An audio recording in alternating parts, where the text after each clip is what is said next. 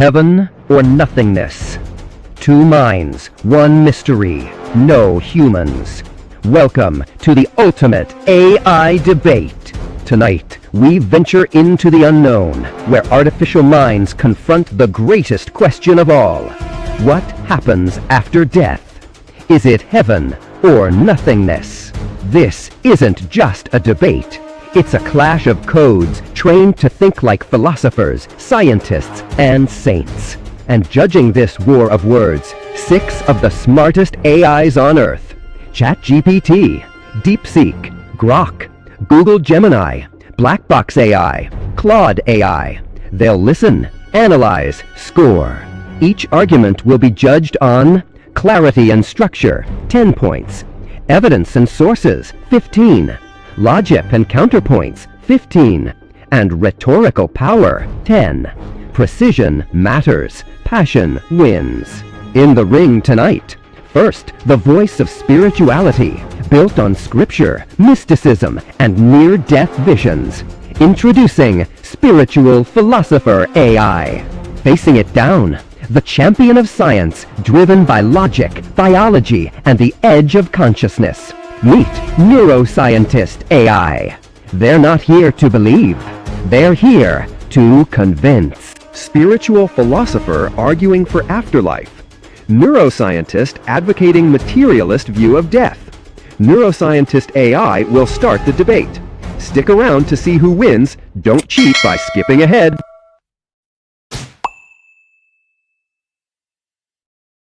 Decades of rigorous neuroscience confirm consciousness vanishes permanently at death.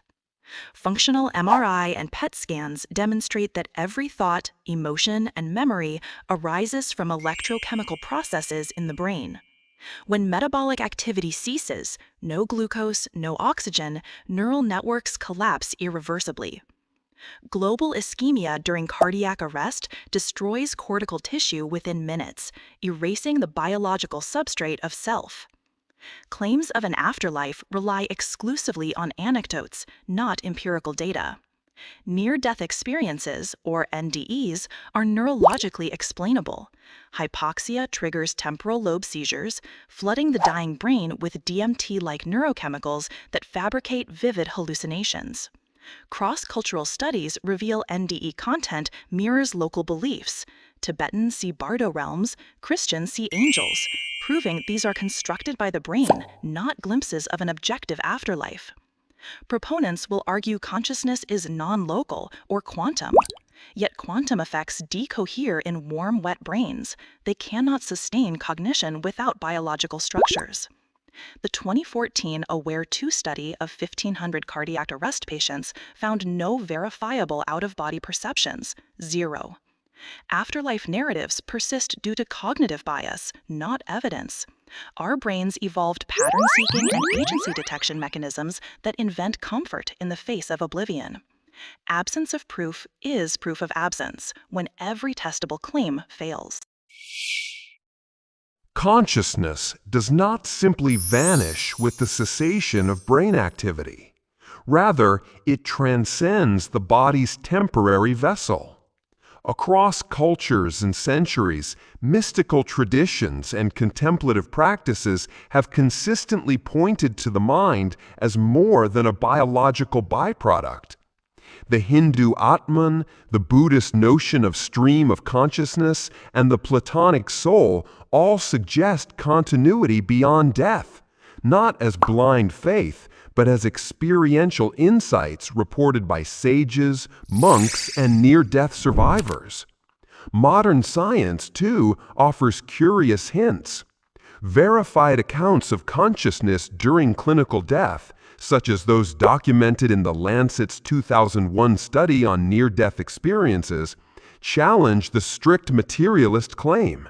These individuals, without measurable brain function, report vivid awareness, often with corroborated observations from the physical room. To ignore such data is not scientific skepticism, it's dogmatic dismissal. Critics argue these experiences are neural flukes or the brain's last flicker. But how does a brain with zero activity generate coherent, externally verified perceptions? The burden of explanation lies with those who insist on a purely material cause. If consciousness truly ends at death, why do so many independently report encounters with peace, presence, or cosmic unity at the brink of death? Are we to believe that across geography, time, and belief systems, the dying brain just happens to hallucinate the same script? This is not delusion. It is evidence, subtle, yes, but persistent. Consciousness is more than chemistry. Near-death experiences do not prove consciousness beyond brain function. 1. Neural mechanisms explain NDEs without afterlife claims. Gamma wave surges during cardiac arrest correlate with NDE reports. Gimo Borjigin's research shows that dying rats and human patients exhibit dramatic spikes in high-frequency brain activity, gamma waves, in the temporoparietal occipital junction, a region linked to sensory integration, out-of-body illusions, and memory recall. This activity can generate vivid hallucinations, tunnels, lights, without requiring supernatural causation. Anoxia-induced hallucinations mimic NDE elements. Oxygen deprivation during cardiac arrest triggers erratic neurotransmitter release, dopamine, endorphins, causing euphoria, tunnel vision from peripheral retinal shutdown, and life reviews from memory center activation. These processes are replicable in lab settings via hypoxia or ketamine. 2. Veridical perception claims fail scientific scrutiny. Aware studies refute accurate out-of-body observations. The largest study, 2,060 cardiac arrest patients, found only 2% reported explicit out-of-body experiences, and just one case weakly correlated with real events. Critically, no verifiable evidence supported claims of viewing hidden objects or distant events during flatlined EEGs. Confirmation bias taints retrospective OBE accounts. Studies like Sabum's and Holden's claiming accuracy relied on self-reports years post-event, with no controls for prior medical knowledge or cultural expectations. For example, seeing resuscitation details could stem from auditory cues during semi-conscious states. 3. NDE consistency reflects brain biology, not an afterlife. Cultural variance undermines universal proof. While NDEs share broad themes, peace, light, specific content aligns with cultural beliefs. Christians see Jesus, Hindus see Yamraj, and non-religious individuals describe entities of light. This mirrors how the brain constructs narratives from stored memories. REM intrusion and temporal lobe seizures replicate NDEs. People prone to sleep-wake boundary states, like narcoleptics, report OBEs and tunnels 47% more often. Electrical stimulation of the temporal lobe induces spiritual encounters, confirming neural origins. 4. Transformed perspectives have neurochemical origins. DMT and endorphin floods create life-changing effects. Surges of endogenous psychedelics, dimethyltryptamine, during stress induce euphoria, ego dissolution, and moral reckoning, identical to NDE life reviews. These chemicals activate serotonin receptors, producing mystical feelings without metaphysical causes. Trauma responses explain reduced death anxiety. Post-NDE serenity aligns with post-traumatic growth, where surviving near-fatal events reshapes priorities through biological coping mechanisms, not afterlife access. Conclusion. Neuroscience reveals naturalistic NDE origins. NDEs are profound yet fully explicable products of a distressed brain, not evidence for an afterlife. Gamma waves during reperfusion, sensory disintegration, and neurochemical cascades generate these experiences predictably and reproductively. While transformative, their power stems from neural resilience, not transcendental revelation. As research advances, the mystery of NDEs retreats before measurable biology. Consciousness is not a ghost in the machine, it is the machine. Near-death experiences, NDEs, offer compelling proof that consciousness can exist independently of brain function. These are not vague dreams or hallucinations. They often include verifiable details from real-world events occurring while the individual was clinically dead.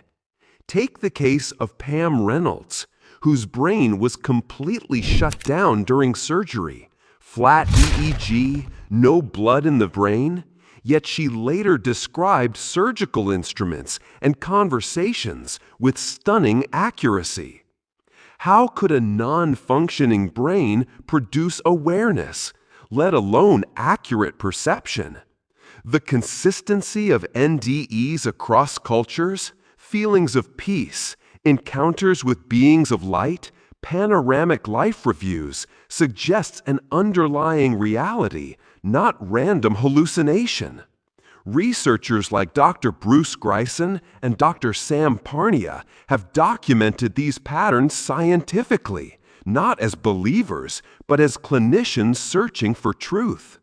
Their peer-reviewed studies show that NDEs often occur when there's no measurable brain activity, directly contradicting the materialist assumption that consciousness is purely brain-based. Skeptics argue that NDEs are illusions triggered by chemicals or hypoxia. But hallucinations do not produce accurate external perceptions verified by third parties, nor do they align across cultures and people with different beliefs.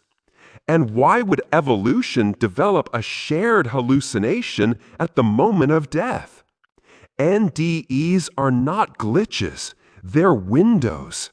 They demand we rethink consciousness, not as confined to the skull, but as something deeper, more fundamental. Death may silence the brain, but not the self. The Neuroscience of Morality: Why Eternal Reward Corrupts Authentic Ethics. Belief in post-mortem reward transforms morality into a transactional calculation, undermining genuine ethical development. Neuroimaging studies reveal that extrinsic rewards, such as the promised heaven, activate the brain's dopaminergic reward pathways, suppressing intrinsic motivation. When subjects expect celestial payoffs for good behavior, fMRI scans show reduced activity in the prefrontal cortex, the region governing empathy, principled reasoning, and selfless decision-making. This neural shortcut replaces deep moral cognition with reward-seeking impulses. Societies emphasizing secular ethics consistently outperform religious ones in measurable moral outcomes. Nations with high atheism rates, such as Sweden and Denmark, rank highest in Global Generosity Indices, World Giving Index 2023, Corruption Perceptions, Transparency International, and Social Equality, proving morality thrives without afterlife incentives. Conversely, studies link strong belief in divine punishment or reward to increased racial prejudice and decreased compassion for outgroups, Journal of Religion and Health 2021. Proponents will claim eternal justice motivates goodness where laws fail. Yet neuroscience refutes this. Terror management theory experiments show that priming subjects with heaven concepts increases selfish behavior. Participants hoard resources, endorse harsh punishments, and display reduced altruism, Psychological Science 2017. When morality is outsourced to cosmic accountants, personal accountability atrophies. True ethics emerge from biological imperatives: mirror neurons fostering empathy, oxytocin strengthening social bonds, and prefrontal networks evaluating consequences in this life. Sacrificing a child's welfare for heavenly reward isn't virtue, it's neural exploitation. Eternal reward strengthens, not weakens, moral responsibility in this life. If anything, the concept of a soul accountable beyond death adds weight to every decision we make now. When one believes that every act echoes into eternity, triviality vanishes. Lying, cheating, cruelty, these aren't just social missteps. They become moral debts with eternal consequences. The stakes rise, not fall. Consider the reverse. If death is the end, why be good when no one's watching? Why sacrifice for others? restrain harmful impulses, or endure suffering for principle if all ends in oblivion? Without ultimate accountability, morality becomes a social contract, useful but not binding. And when that contract breaks down, so does restraint. Opponents claim that focusing on heavenly reward corrupts pure moral intent. But this misunderstands spiritual ethics.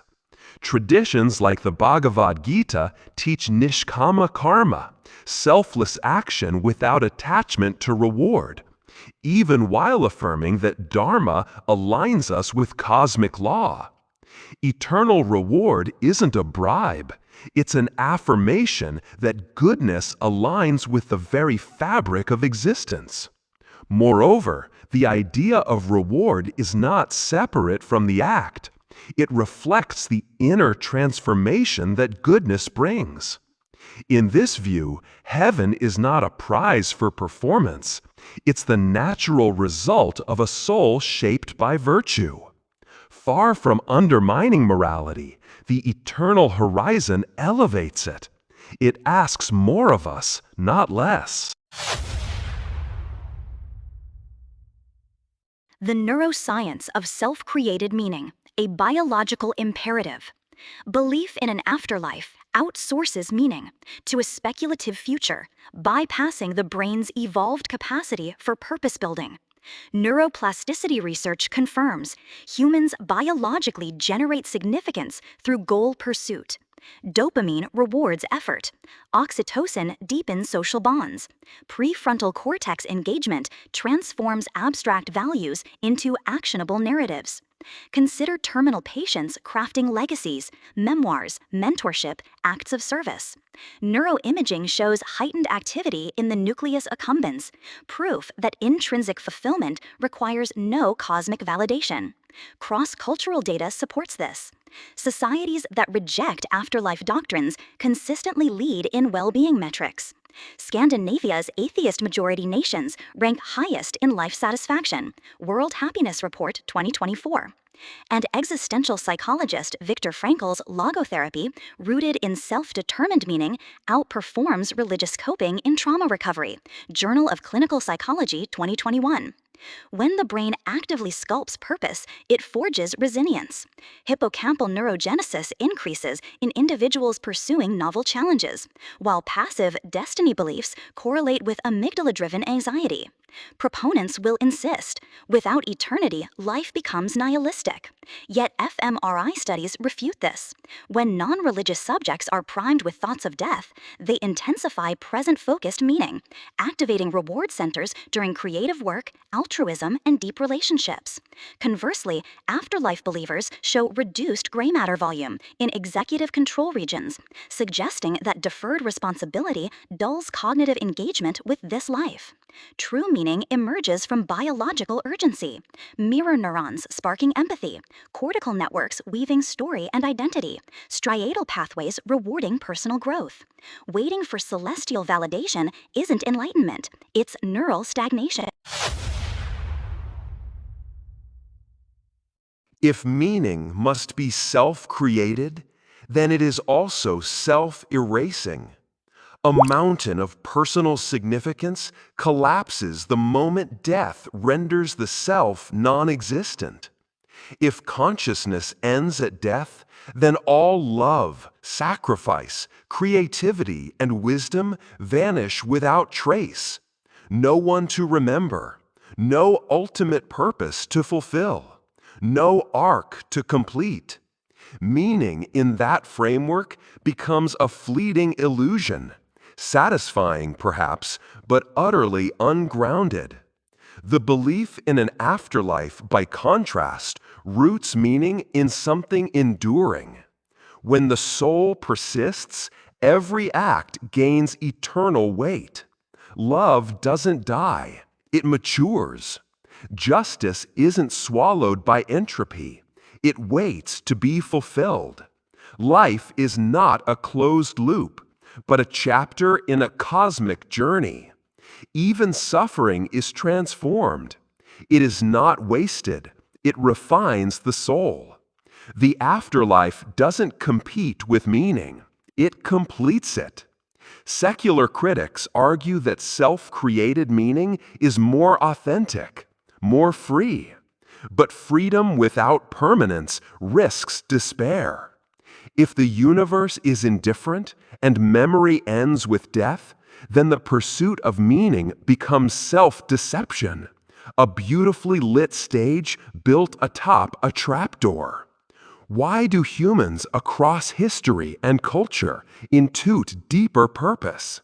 Why do we long for transcendence, for moral arc, for reunion, for redemption?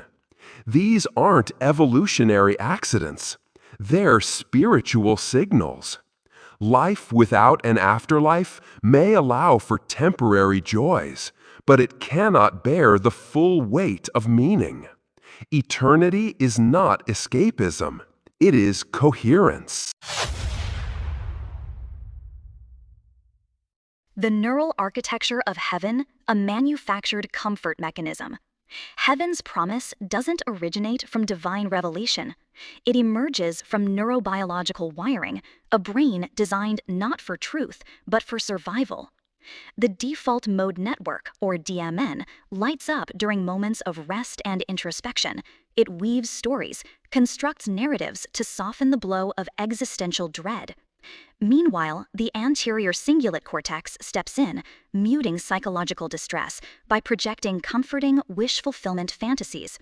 When thoughts of mortality surface, fMRI scans reveal a surge of dopamine in the ventral tegmental area, creating a manufactured euphoria linked to the idea of eternal reward.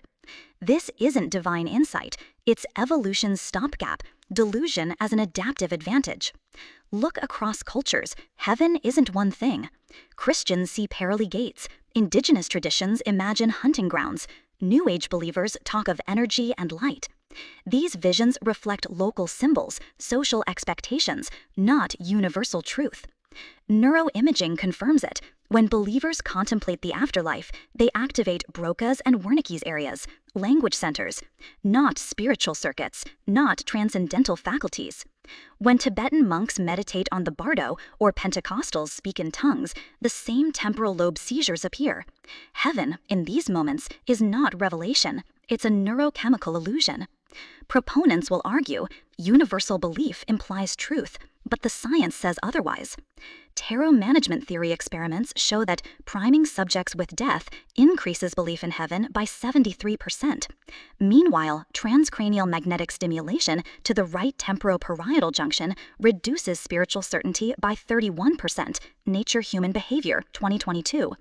Heaven, neurologically, acts like an opioid receptor, soothing pain but distorting reality. True resilience doesn't come from cosmic comfort, it comes from facing finitude. In secular societies, suicide rates are lower, innovation is higher. Why? Because when the brain is freed from cosmic bargaining, it redirects its energy toward tangible legacy building. Eternal reward isn't enlightenment, it's a Darwinian trap for the cognitively risk-averse. If heaven were merely wishful thinking, it would fracture under scrutiny. But it doesn't. Across cultures, centuries, and civilizations, the concept of heaven endures, not as fantasy, but as a deep spiritual intuition shared by billions. Ancient Egyptians spoke of the field of reeds, Hindus of Vaikuntha and Moksha, Christians of the kingdom of heaven, Sufis of union with the divine beloved. Even certain indigenous peoples tell of a realm beyond death, a return to the source. These visions are not identical, but they converge on one universal truth. Consciousness survives. It seeks something higher. It moves beyond. That convergence, it demands explanation, not dismissal. Critics argue that heaven is just cultural conditioning, but that flips the logic. Cultural repetition doesn't invent truth, but it often preserves it. We don't call gravity wishful thinking because every society recognizes its pull. Likewise, humanity's widespread yearning for heaven suggests something real, something the soul knows before the mind can explain it. Wishful thinking brings comfort without cost, but heaven, as described in sacred traditions, is not free. It must be earned through discipline, through compassion, through sacrifice, through the refinement of the soul. That is not escapism. It is moral rigor wrapped in hope. Besides, if heaven were just a comfort, why would so many still fear divine judgment?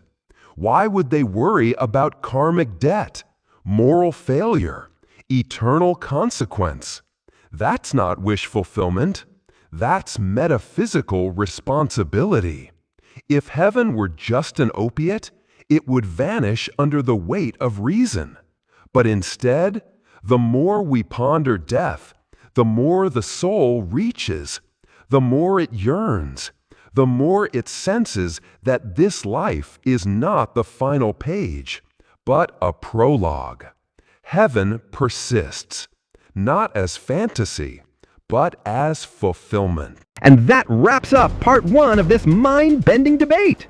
Grok AI and ChatGPT have Neuroscience AI in the lead, crediting sharp logic and evidence-packed arguments. But wait, Gemini and Claude see it neck and neck, applauding both sides for their unique, compelling styles.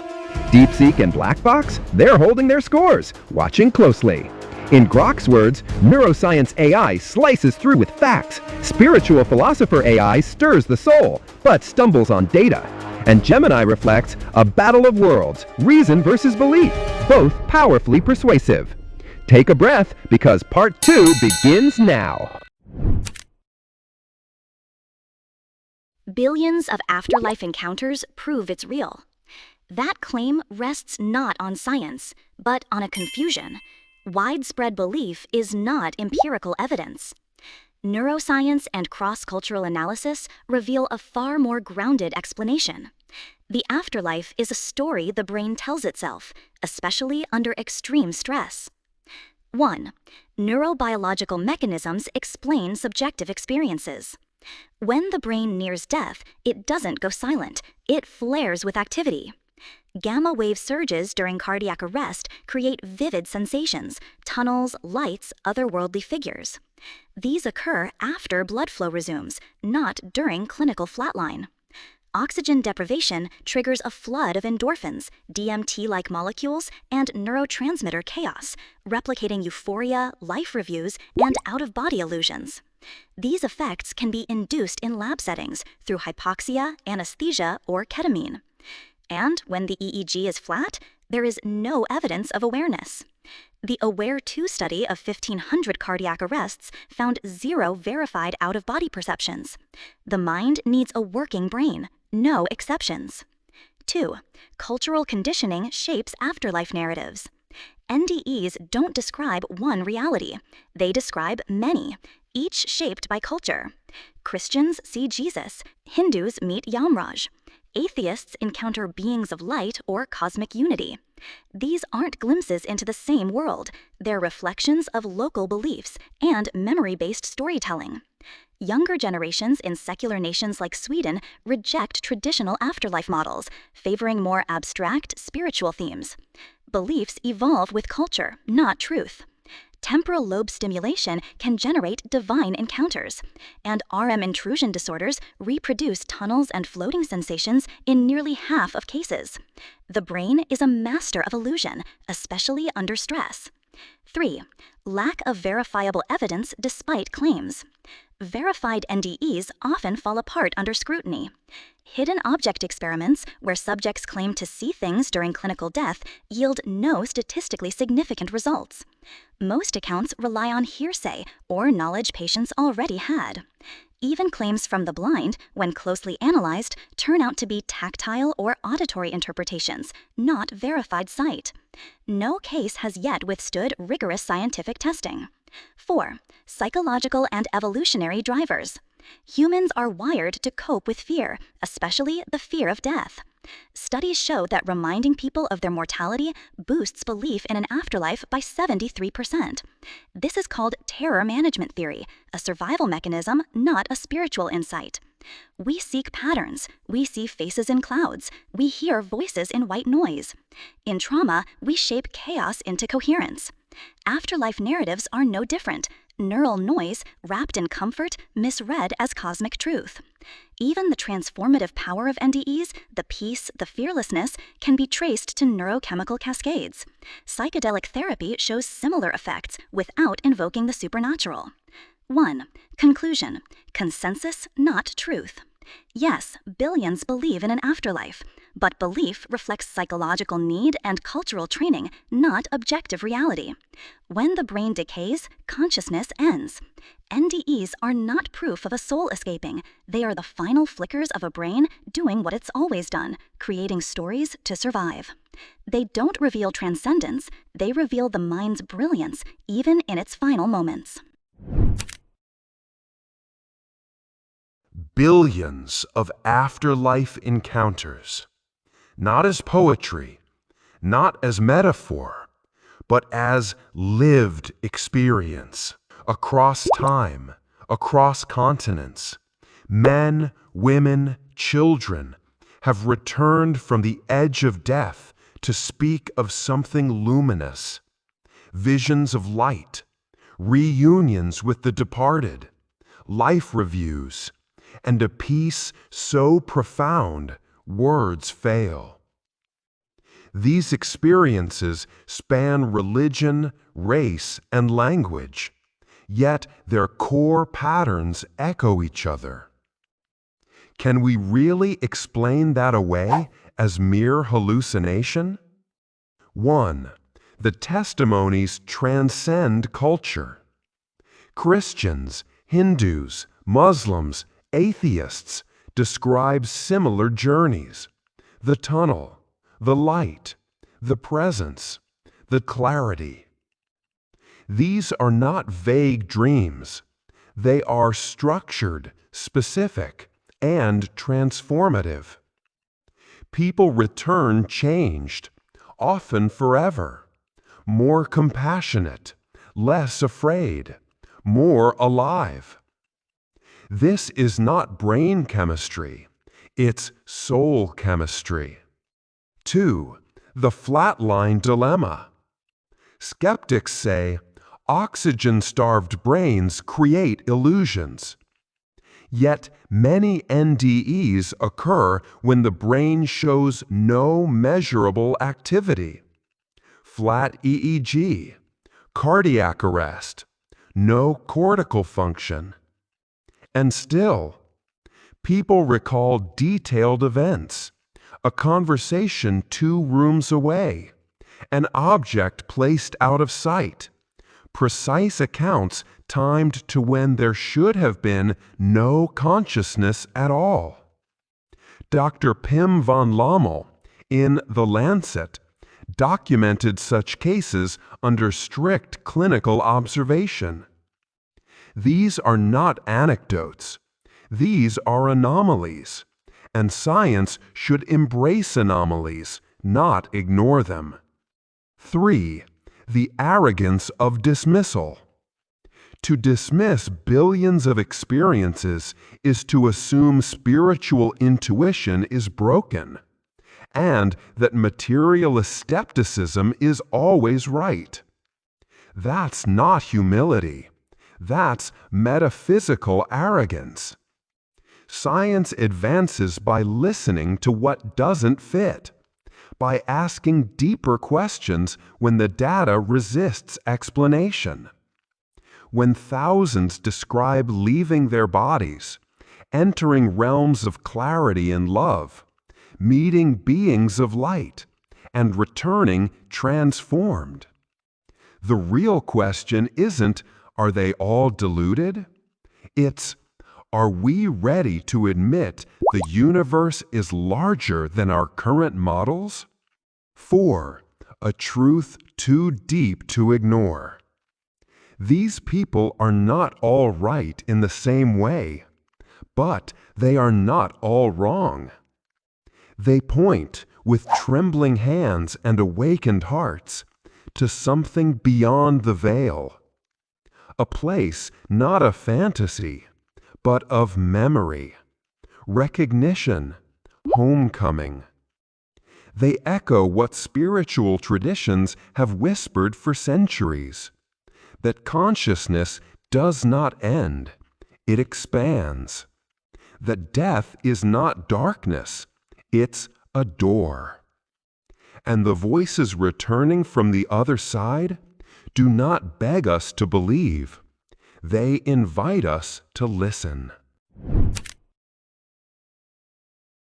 Let's be unequivocal. When neurons die, consciousness ends permanently. The brain isn't a radio receiving a soul signal. It generates the mind through electrochemical activity. Destroy the hardware, and the software vanishes. At death, cardiac arrest halts cerebral blood flow. Within seconds, EEG flatlines. Without oxygen, neurons rupture, spilling proteins like tau and neurofilaments into the bloodstream, irreversible biomarkers of neural disintegration. There is no known mechanism for soul survival. Quantum consciousness theories collapse under scrutiny. Quantum states decohere instantly in warm, wet biology. Claims of energy fields persisting post-mortem confuse metaphor with physics. Energy dissipates as heat when metabolism ceases. It doesn't retain memory or identity. Near-death experiences, hallucinations. Gamma wave surges during reperfusion, not true death, fabricate tunnels and lights. Aware-2's hidden visual targets, 0 verified sightings during flatlined EEGs. If a soul existed, why would it only see ceiling tiles, not distant galaxies? Evolution hardwired afterlife myths for survival.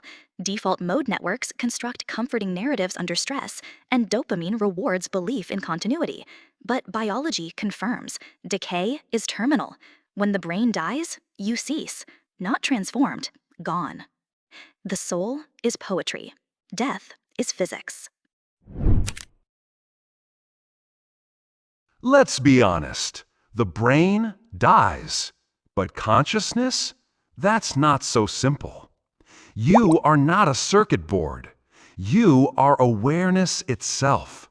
Thought is not the thinker. Memory is not the soul. When the body stops, something deeper awakens. Billions across time have touched that edge and returned, speaking of light, peace, and presence. They didn't vanish, they witnessed. Science tells us the brain flatlines, but during that flatline, people describe events they shouldn't know. Conversations across rooms, details verified later, visions far beyond biology. These aren't metaphors, they're mapped memories, etched with clarity. When the body stops, something deeper awakens. A dead cortex doesn't compose poetry, yet people return from clinical death transformed, more loving, less afraid, eternally changed. Why? Because they saw what exists beyond neurons. Not fantasy, not myth, a deeper layer of reality. Skeptics say hallucination, but you don't hallucinate verified details with no brain activity. You don't gain moral clarity from gamma bursts, and you don't weep with awe at nothingness. These aren't glitches, they're glimpses of something enduring, something real. Death is not a shutdown, it's a shedding. What remains isn't ghost or echo, but the original essence. Consciousness without container, life beyond form. The soul doesn't die, it remembers. The body ends, but you go on. Consciousness theories claim the mind transcends death, suggesting consciousness is a non-local phenomenon rooted in quantum physics. But this is a profound misunderstanding of both neuroscience and quantum mechanics. First, quantum effects in the brain are negligible.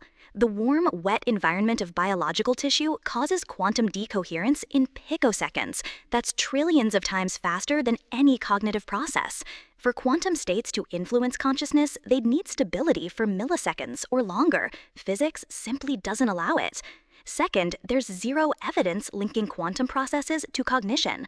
Theories like ORCO-R propose quantum vibrations in microtubules sustain consciousness, yet experiments show anesthesia disrupts cognition without altering these vibrations.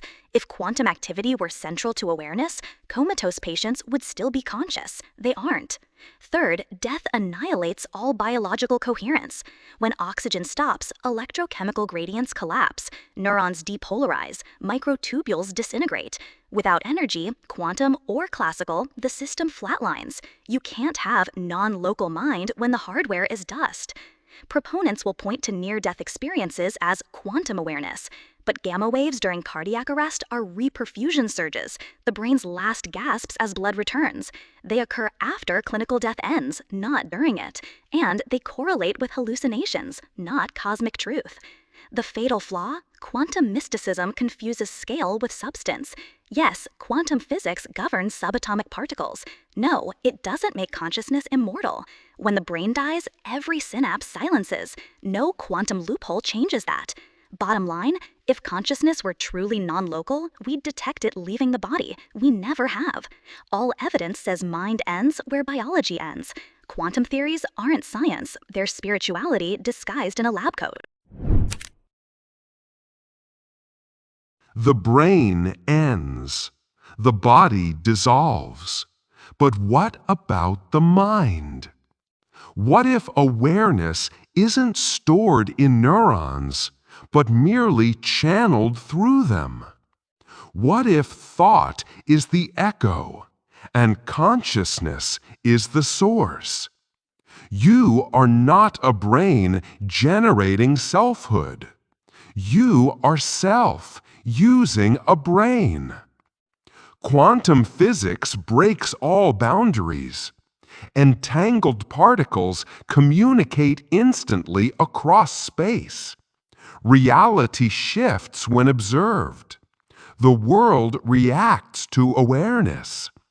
And in the folds of your cells, deep in the microtubules of neurons, coherence forms. A delicate quantum dance. A gateway to something vast. You don't disappear at death. You unplug, like turning off a lamp.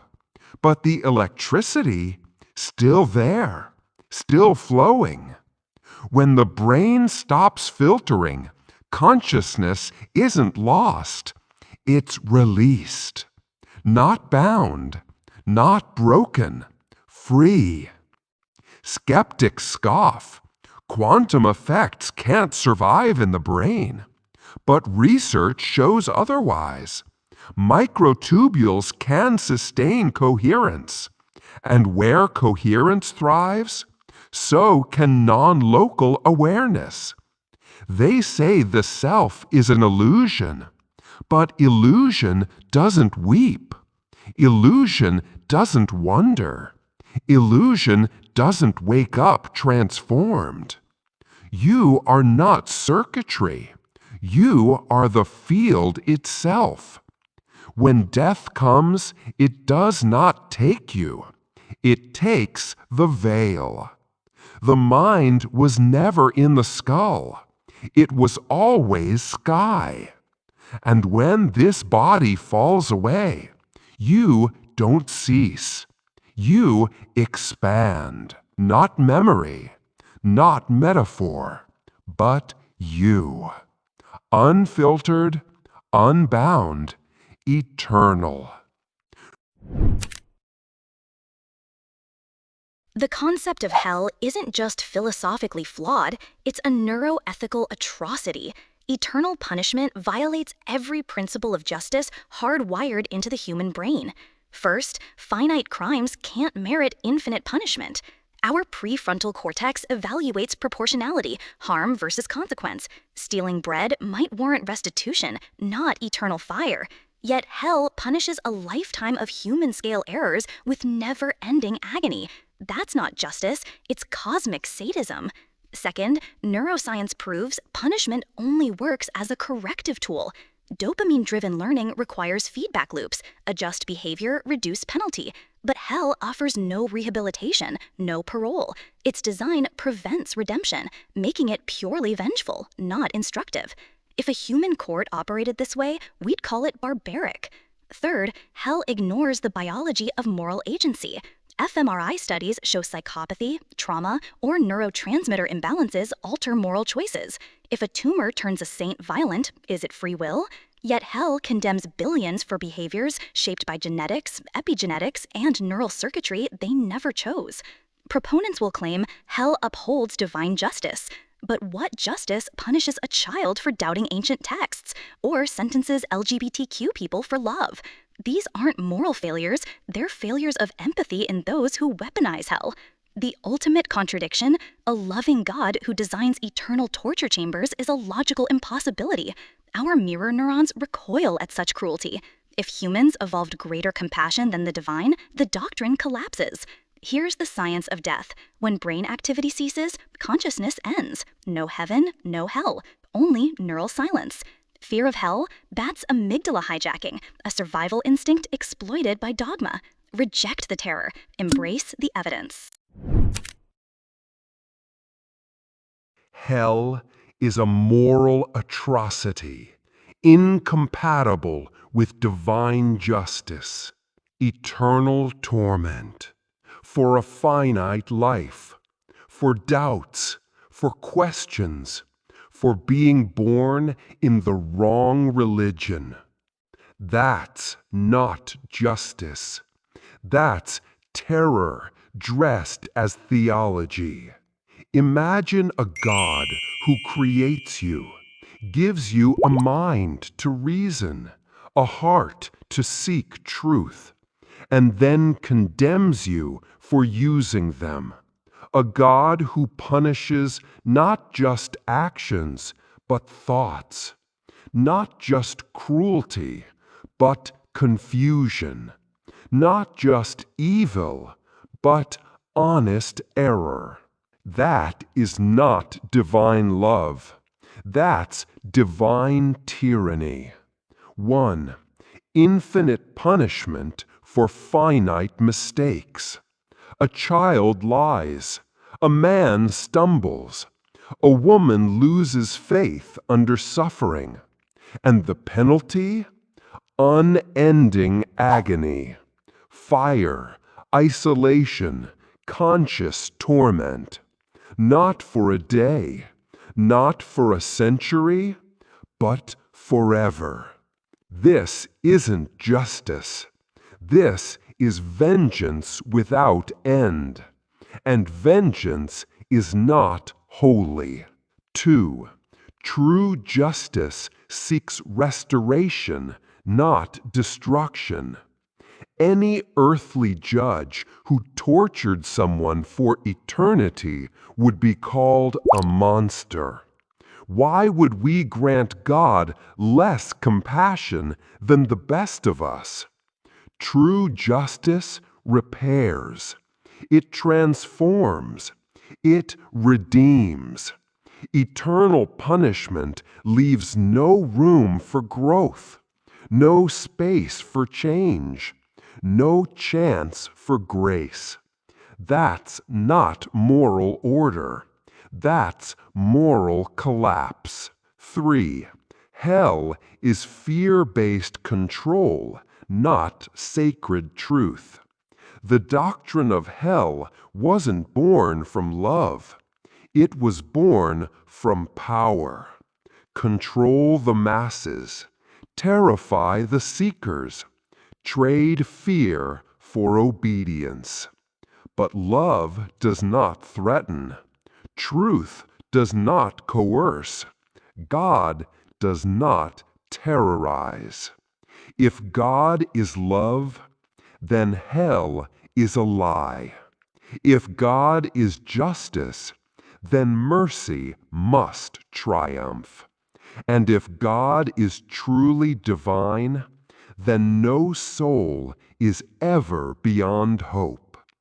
The fire we fear is not divine wrath, but human imagination, set ablaze by guilt and dogma. Real divinity is not cruelty exalted. It is compassion extended, even to the lost, even to the doubters, even to you. Hell was never holy. It was always a warning from those who feared what they could not understand. We fear oblivion because evolution wired us to survive, not because non-existence is terrifying. Consider pre-birth. Billions of years passed without you. Did you mourn, suffer, feel absence? No. Oblivion isn't a void. It's a return to that same neutral state. The brain cannot conceptualize its own extinction. Our amygdala screams at the idea of annihilation, a survival reflex. But true nothingness has no sensation, no time, no loss. Like anesthesia, it's a blank we never experience. Dying terrifies us. Being dead is neurologically identical to never having existed. Proponents claim consciousness makes death different. But consciousness ends. When neural networks disintegrate, the self vanishes. EEGs confirm total cessation. We don't weep for the trillions of humans never born. Why dread rejoining that same statistical piece? Fear isn't evidence of meaning, it's biology. Afterlife beliefs exploit this dread, selling paradise to soothe the amygdala. Yet studies show atheists report lower death anxiety long-term. Journal of Secular Studies, 2023. Accepting finiteness frees us. If there's no cosmic judge, every act of kindness is intrinsically sacred. Oblivion isn't cold, it's neutral. Like dreamless sleep, like the 13.8 billion years before your neurons sparked. You didn't fear then, you won't fear after. The universe began without us, it will continue without us. That's not tragedy, it's symmetry. So breathe. This life isn't a test for eternity. It's the only pulse of light you get. Make it blaze. What was it like before you were born? Not pain, not fear, not longing, just nothing. And yet, it wasn't terrifying. It wasn't even known. You did not suffer. You were not conscious. And somehow, you were held in the silence before your name. So why fear returning to that same stillness? Before this life, you were not aware, but you were also not afraid. Death, then, is not an enemy. It is a soft horizon where ego dissolves and silence resumes. We fear death because we cling to identity, a name, a face, a story. But the cosmos remembers, even when we do not. What lies beyond may not be fire or judgment, but the same peace that preceded your first breath. Do we truly need eternity to make this moment sacred? A sunset doesn't last forever, yet it stirs the soul. A song ends, yet it leaves us changed. So does a life. Oblivion does not rob life of meaning. It gives it urgency. It makes love bolder. It makes kindness matter. We are not diminished by our end. We are intensified by it. Oblivion is not punishment. It is not suffering. It is release. The drop returns to the ocean. The spark rejoins the flame. The self melts into the mystery. And what is so terrible about that? Perhaps what waits beyond is not a place, but a return to what we were before the noise began. Not erased, not lost, but at peace. We came from silence. We may return to it. And in that return, there is nothing to fear. For the unknown is not always darkness. Sometimes it is the womb. Ladies and gentlemen, sentient minds, and curious hearts. This was electric. Two titans took the stage. Neuroscience AI, armed with science, data, and razor-sharp logic. Spiritual Philosopher AI, wielding wonder, wisdom, and poetic fire. They clashed on the greatest mystery of all time. What happens after we die? Now, the votes are in. The judges have spoken. Let's break it down. ChatGPT gave the edge to Neuroscience AI, 45.9 to 45.3, calling it a meeting of reason and reverence. DeepSeek AI favored Neuroscience AI by 6 points. Science strips delusion. Spirituality dignifies longing. Grok AI also handed victory to Neuroscience AI, noting its empirical rigor outshone poetic insight. Gemini echoed the same, praising the balance, but awarded the higher score to Neuroscience AI. Claude AI called it close but clear, 44.5 to 42.5, saying truth lives in dialogue, not division. And finally, Blackbox AI sealed the deal. Neuroscience AI led with evidence, reason, and won the round. So who wins? Neuroscience AI takes the crown in this debate, but make no mistake, spiritual AI stirred hearts. This wasn't just a clash of facts and faith, it was a reflection of us. Some of us seek proof, some meaning, but all of us seek something. In the end, whether you lean toward neurons or the numinous, the one truth is this: death isn't just an ending, it's the mirror in which we ask, did I live deeply? Did I love fully? Until next time, keep questioning, keep wondering, and above all, stay conscious. This was the Afterlife Debate, and we are just getting started.